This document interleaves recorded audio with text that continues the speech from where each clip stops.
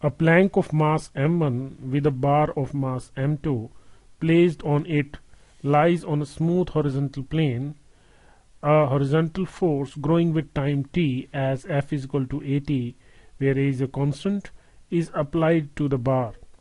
Find how the acceleration of the plank W1 and of the bar W2 depend on time t if the coefficient of friction between the plank and the bar is equal to k. And we have to draw the approximate plots of these dependencies. So let's first sketch the given situation. Here we have this plank, and this plank is of mass m1, and above this plank we have placed a box, and the mass of this box is m2, and we are applying a force F that is varying with time, and that is equal to at, and the coefficient of friction here between the surfaces of these two objects is k. And what we have to plot here, we have to plot the dependencies, means we have to plot the acceleration of the blocks, acceleration, let this is represented by W, and its variation with time. Clear?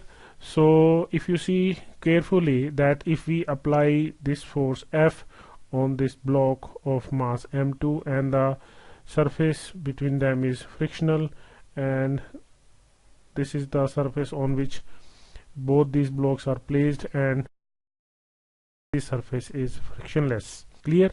Now as the magnitude of this force will grow, clear, so the force of friction between the blocks will also grow.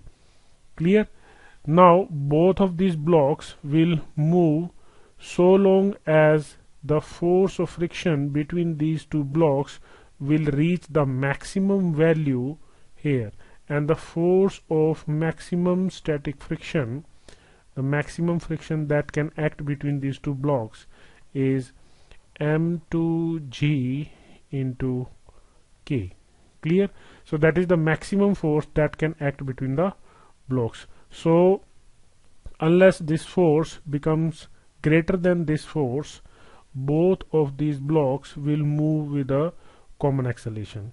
So our target here first is to calculate or find out that acceleration up to which both of these blocks will move together, and what is that time to which both of these blocks will move together, and after that time the upper block will have a different acceleration than the lower block, or you can say that after that time both of these blocks have a relative acceleration.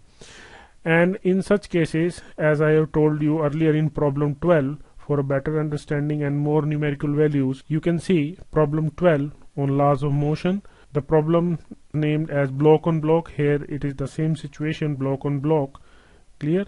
So in such situations, first of all we will look for the block that will move purely because of friction, and that block here is m1.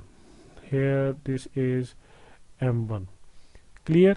And first of all we have to find out the maximum acceleration it can have, and that will be the common acceleration of both these blocks for or up to the relative acceleration is 0, and that is the maximum common acceleration, and this acceleration is purely because of the force of friction acting on this block of mass m1. This force of friction is FMS. Here this is FMS, and that FMS is m2g into k. So from here if we write A maximum, that is equal to m2g into k divided by m1. So that is the maximum common, you can also say maximum common acceleration that both these blocks have. Clear? And at what time this common acceleration will occur is our next concern. So we can write for this whole system now, this whole system, the force, external force acting on the system of two blocks is this F, and that F is equal to AT, and that AT is equal to mass of the system and the common acceleration of the system. So the common acceleration of the system is this much.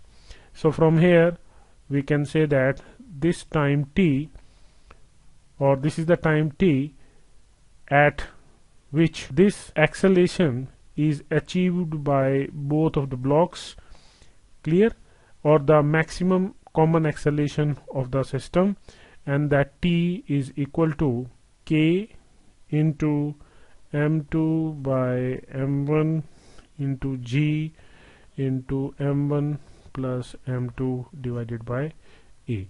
Now this is the time here, this is the time. Let's denote this by t naught. This is t naught. So this is the time, and at this time the acceleration, that is the maximum common acceleration, and that is equal to m2 by m1 g into k. So up to this time both the blocks have the same acceleration.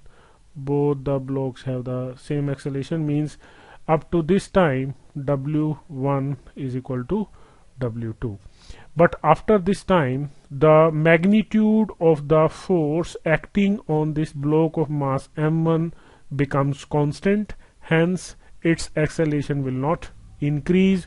So after this time the acceleration of the lower block is constant, and that of the upper block will become, that is W2, and that is equal to AT minus M2G. That is the net force at that instant acting on this block of mass M2 divided by M2. So that will be the acceleration, and that acceleration will definitely be greater than W1, and that acceleration will grow with time also, because this factor will keep on increasing. So we can say that this is the acceleration of the another block, clear.